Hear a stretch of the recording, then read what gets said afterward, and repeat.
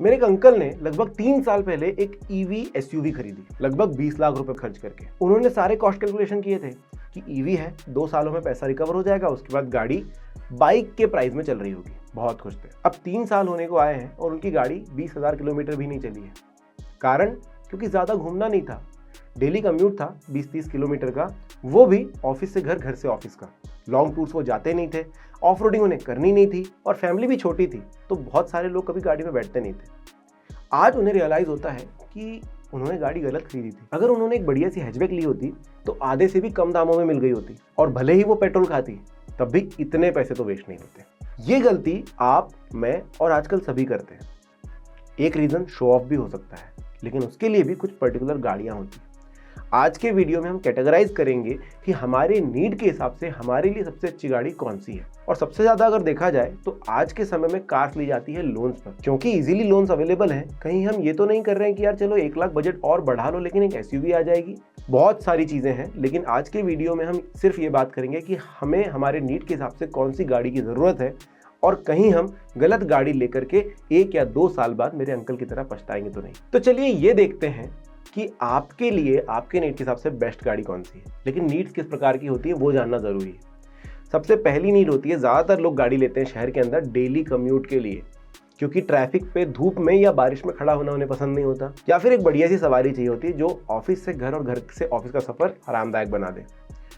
मुश्किल से कभी महीने, 2 महीने या 3 महीने में वो घर से बाहर निकलते हैं, लॉन्ग टूर्स पर जाते हैं। इसके अलावा दूसरे टाइप के बायर्स होते हैं जो एक फैमिली कार चाहते हैं, जिनका डेली कम्यूट तो सॉर्टेड होता है, या तो वो बस से चले जाएंगे, मेट्रो से चले जाएंगे या फिर बाइक से चले जाएंगे, लेकिन फैमिली के पास एक गाड़ी होनी चाहिए इमरजेंसी सिचुएशन के लिए, या फिर हम रिश्तेदारों के घर जाना आना कर देते हैं, या फिर फंक्शंस में जाना पड़ जाता है, या फिर घर में बुजुर्ग हैं और उनके लिए हमें गाड़ी चाहिए कि भाई हर समय अवेलेबल रहें, तो उनको भी कुछ अलग चीज़ें देखनी पड़ेगी। इसके अलावा कुछ लोग होते हैं जो घुमक्कड़ होते हैं, जिनको लॉन्ग टूर्स करना ज़्यादा पसंद है, तो उनके लिए अलग गाड़ी टाइप होता है। कुछ लोग कार एंथू होते हैं, तो उन लोगों के लिए अलग कार टाइप होता है। और कुछ लोग होते हैं जिनको अपने स्टेटस के लिए चाहिए। अब ये मैं मजाक में नहीं बोल रहा हूँ, बहुत सारे जॉब प्रोफाइल्स ऐसे होते हैं जहाँ पर स्टेटस शो ऑफ करना होता है ताकि आपकी डील्स क्रैक हो जाए, तो ऐसे समय पर आपको एक बड़ी गाड़ी की ज़रूरत होती है, उसकी भी हम बात करेंगे।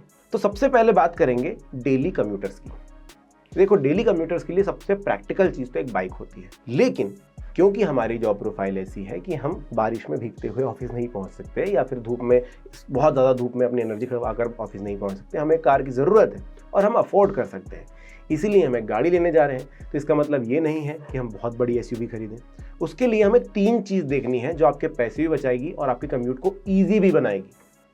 क्या देखना है? माइलेज। क्योंकि आप डेली कम्यूट कर रहे हो, आप माइलेज देखिए कि भाई आपको बार बार पेट्रोल पंप के चक्कर ना काटना। दूसरी चीज इजी हैंडलिंग देखनी है, क्योंकि आप ट्रैफिक से गुजरोगे। ऐसे समय पर अगर आपके पास बहुत बड़ी एसयूवी है और डेली कम्यूट के लिए आप उसको इस्तेमाल कर रहे हो, तो चलाने में थोड़ी तकलीफ होगी। हैचबैक होगी या छोटी गाड़ी होगी तो ईजिली मैन्यूवर कर पाओगे। और तीसरी चीज देखनी है मेंटेनेंस। ईजी मेंटेनेंस हो, लो कॉस्ट हो और टाइम पीरियड लंबा हो। बार बार तो आप मेंटेनेंस करवाने जाएंगे नहीं, आपका डेली कम्यूट क्यों आप खराब कर रहे हैं। और ये 3 चीज़ें सबसे ज़्यादा अच्छे से दे पाती है एक हैचबैक गाड़ी। क्यों?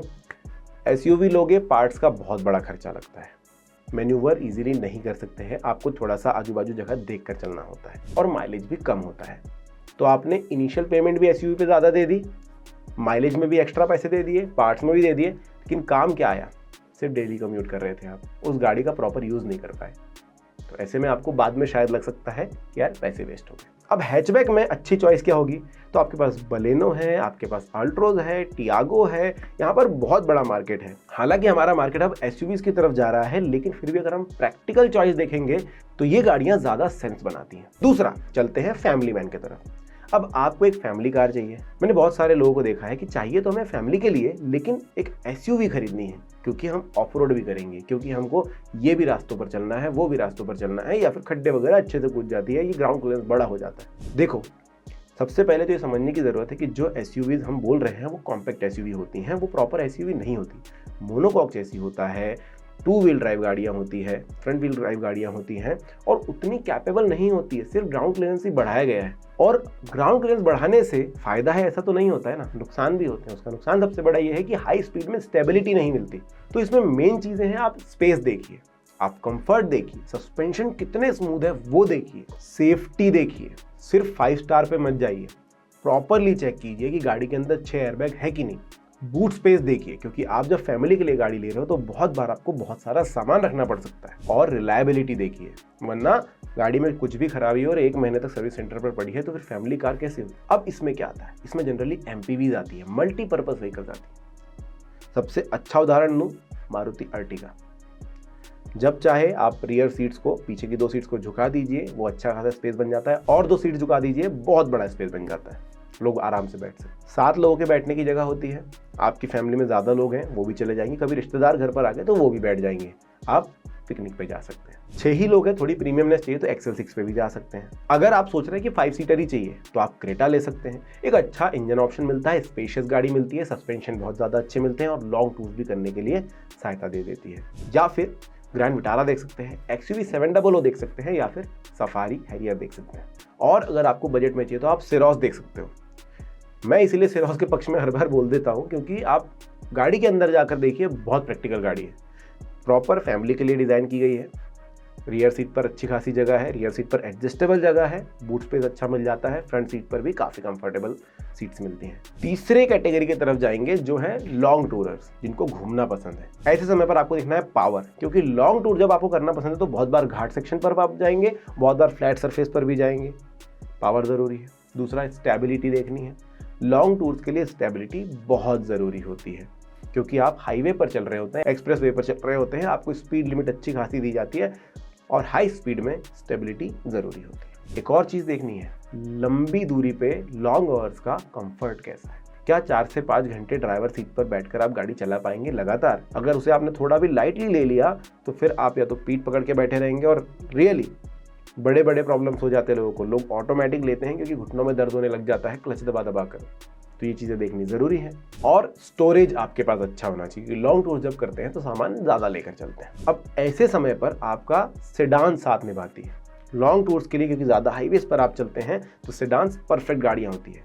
आप अमेज ले सकते हैं, आप सिटी ले सकते हैं, आप स्लैविया की तरफ देख सकते हैं या वर्टुस की तरफ देख सकते हैं, और अगर बजट कम है तो आप टिगोर की तरफ देख सकते हैं या फिर औरा की तरफ देख सकते हैं। मेनली उद्देश्य है कि आप एक अच्छी सेडान गाड़ी की तरफ जा सकते हैं, या फिर कुछ रोबस्ट एसयूवीज देख सकते हैं। अब यहाँ पर प्रॉपर एसयूवी की बात आपको करनी पड़ेगी, जो आपको लॉन्ग ड्यूरेशन में थकाएगी नहीं, जैसे कि हैरियर, जैसे कि स्कॉर्पियन, जैसे कि क्रेटा। इनमें भी आपको ऑटोमेटिक वेरिएंट अगर मिलते हैं तो सोने पे सुहागा है, क्योंकि बार बार गियर चेंज करना वैसे तो नहीं पड़ता है, क्योंकि आप लॉन्ग टूर में लंबे सफ़र में हाईवे पर होते हैं, लेकिन फिर भी क्लच का बहुत खेल होता है। आप अगर क्रूज़ वगैरह कंट्रोल मिल जाता है तो आपके लिए ईजी हो जाता है। तो यहाँ पर थोड़े बहुत फीचर्स भी आप देख सकते हैं, जैसे क्रूज़ कंट्रोल में बता दिया। इसमें मैं आपको कुछ टिप्स भी दूंगा कि भाई अगर लॉन्ग टूर्स के लिए ले रहे हो तो, और अगले 5-6 सालों के लिए देख रहे हो, तो डीजल गाड़ी आपके लिए एक बढ़िया सूटेबल ऑप्शन रहेगी। कॉस्ट रिकवरी भी होगी और अच्छा इंजन भी मिलेगा, मजबूत इंजन भी मिलेगा जो थकेगा नहीं अलग अलग सिचुएशन में। क्रूज कंट्रोल देख लेना, बूट स्पेस लार्ज देख लेना, और राइड क्वालिटी देख लेना जो अच्छी हो। अब चौथा ऑप्शन देखते हैं, जिनको शो ऑफ के लिए या फिर स्टाइल के लिए लेना है या फिर स्टेटस के लिए लेना है। ऐसे में आपको सबसे ज़्यादा कंसिडर करने की ज़रूरत है रोड प्रेजेंस कितना ज़्यादा अच्छा है, प्रीमियम फीचर्स कितने ज़्यादा है। यहाँ पर आप वो बेसिक वेरिएंट वाली बात नहीं सोच सकते, क्योंकि आपको रोड प्रेजेंस चाहिए तो फिर आपको टॉप या सेकेंड टॉप की तरफ जाना पड़ेगा। और ब्रांड वैल्यू कितनी है, ब्रांड वैल्यू मार्केट में कैसी है, उसका लोग कितना आदर करते हैं वो देखना ज़रूरी होता है। अब इसमें आती है वॉक्सवैगन की वर्टुस GT, या फिर आप जीप कंपास की तरफ जा सकते हैं अगर एसयूवी सेगमेंट में जाना है तो, या फिर MG हेक्टर प्लस की तरफ जा सकते हैं, या फिर सेल्टॉस GT की तरफ जा सकते हैं, जो कि एक अलग इमेज लेकर के चलती हैं। अब इनमें आपको फीचर्स देखने हैं कि भाई LED DRLs हों, इनके अंदर अलॉय व्हील्स बड़े हों, इनमें कनेक्टेड टेक्नोलॉजी हो, और रीसेल भी ब्रांड का अच्छा हो। अब इसके अलावा भी बहुत सारे अलग अलग पर्पस हो सकते हैं, लेकिन बात ये आती है कि as a middle class man मैं जब गाड़ी लेने जाऊंगा तो मुझे पता है कि ये गाड़ी अगले 7 से 8 साल तो मेरे पास बिल्कुल रहने वाली है। मैं फैमिली मैन भी हूँ, मैं डेली कम्यूट के लिए भी कभी कभी इस्तेमाल करूँगा, मतलब महीने में 10 बार तो गाड़ी जाएगी मेरे ऑफिस। फिर मैं ऑफ रोडिंग भी जाऊँगा क्योंकि मेरे खेत जो है गाँव में है और वहाँ पर भी रास्ते हैं और कार तो लेके जानी है। इसके अलावा मुझे लॉन्ग टूर्स भी करने पड़ सकते हैं और सेम ही गाड़ी है मेरे पास, और साथ में मुझे शोशेबाजी भी चाहिए। तब आपको मैं ये सलाह दूंगा कि आप सेकेंड हैंड मार्केट भी एक बार ज़रूर कंसिडर करना, क्योंकि आपको फुल पैक गाड़ी चाहिए।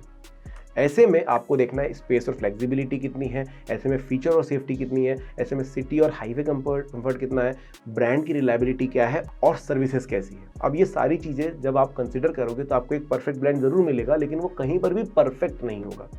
वो सारे काम वो गाड़ी कर पाएगी, लेकिन थोड़ा थोड़ा तो आपको कॉम्प्रोमाइज़ वहाँ करना पड़ सकता है। तो ये चीज़ का आपको ध्यान रखना है। और ऐसे में अगर आप जाओगे फर्स्ट हैंड मार्केट में और बहुत सारे पैसे दोगे तो फिर वही होगा कि 1 साल 3 साल या 4 साल बाद लगेगा यार बहुत पैसे खर्च कर दिए थे। तो फर्स्ट ऑफ ऑल आपको क्लैरिटी लानी है कि आपका सबसे ज़्यादा उपयोग किन चीज़ों के लिए होगा। हर एक कार कैपेबल होती है बाकी सारे काम करने के लिए, लेकिन क्योंकि हम सब तरफ सोच रहे होते हैं, हम ज़्यादा पैसे देते हैं एक ऐसी परफेक्ट गाड़ी लेने के लिए। ये मत सोचो कि ये मेरी आखिरी गाड़ी है, 2 साल 3 साल के बाद मे भी आप एक नई गाड़ी खरीदोगे, लेकिन अभी के लिए जो पर्पस सबसे ज़्यादा ज़रूरी, जो काम आपको सबसे ज़्यादा ज़रूरी है उसके लिए गाड़ी खरीदिए। और अगर आपको सभी चीज़ों का एक ब्लेंड चाहिए तो फिर आप एक सेकंड हैंड गाड़ी खरीदिए, 1 साल 2 साल चलाइए, आपको पता चल जाएगा कि आप सबसे ज़्यादा कहाँ इस्तेमाल करते हैं और उसके बाद फिर आप आगे बढ़ सकते हैं। बाकी कोई क्वेश्चन आपके मन में आया तो कॉमेंट सेक्शन में लिख दीजिएगा। वीडियो अगर अच्छा लगा तो लाइक सब्सक्राइब जरूर कर दीजिएगा। Thank you.